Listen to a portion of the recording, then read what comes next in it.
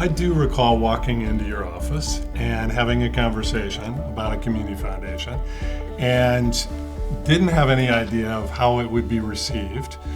And one of the things that, how it went from there, in my recollection, is we went to the Estate Planning Council, and I made a brief presentation, and a number of members of the Planning Council said, this ought to happen here.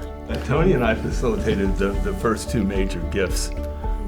I don't remember that, but I appreciate you saying so. I do. I remember that for sure. Bob Rowe. Yes. Yeah, and Chuck Perry. Yes. Yeah, gave a property to the foundation that we sold. They gave us a really big chunk. And Good chunk to start with. You were instrumental in the Gatorade Trust donation. Dr. Cade said yes, and it evolved where he gave half a share initially, and then a year and a half later, he gave the other half share, which gives us, the foundation today, an extraordinary influx of fundamental money to keep this thing alive. And it was very critical early on to grow it as it has.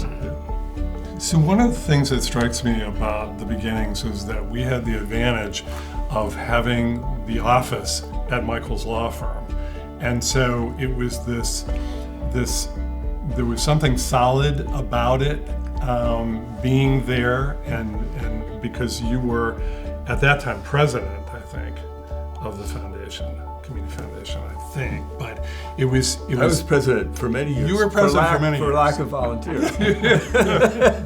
I don't believe we were charged rent. No, I think it was gratis. No, but I've just remembered, I hope you bring this, the Gainesville Community Foundation sign that we had made and hung out on the front and hung it up on our little porch in Hale. Whatever and happened to that? It felt so official. We should have a picture of that somewhere. It's been really compelling to me to see how this has taken off. Especially since we started with zero. We did. It was just an idea. We didn't have a pile did. of money. A bunch of us sitting around a table saying, why don't we have one of these? How do we do it?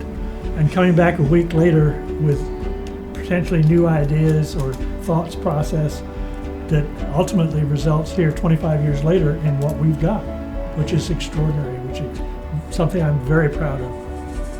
And I think as people move into our community, obviously the folks that have been here and have, for the years, they know about us, but when people do move into this community, they're looking for this resource because they're used to that. And the fact that we have a robust and established community foundation is a magnet for them and their future giving. I agree. Well, certainly Perry was persistent enough, and he was a great person to have on board. He was a good leader for us. And Bob And a good Cade, photographer too. Absolutely. Bob Cade was a very wonderful person and a generous person and giving, and as funny as you want to know if you knew him personally. Speaking of funny, we did have Phil Emmer, who brought lots of laughs. Indeed.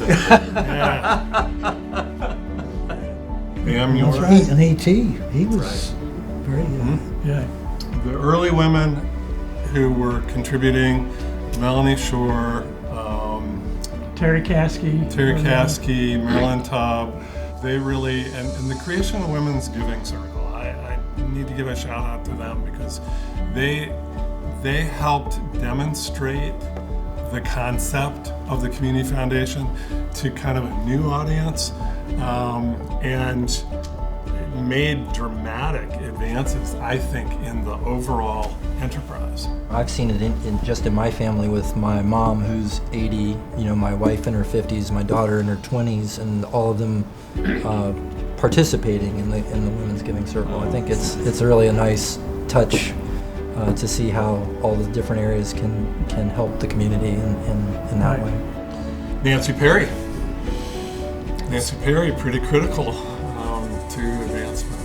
Well, that brings to mind the whole evolution of temporary quarters for years and years and years, and then evolving into a permanent facility. I ran across pictures yesterday of this space as an open facility with concrete floor, no walls, and wheelbarrows laying around.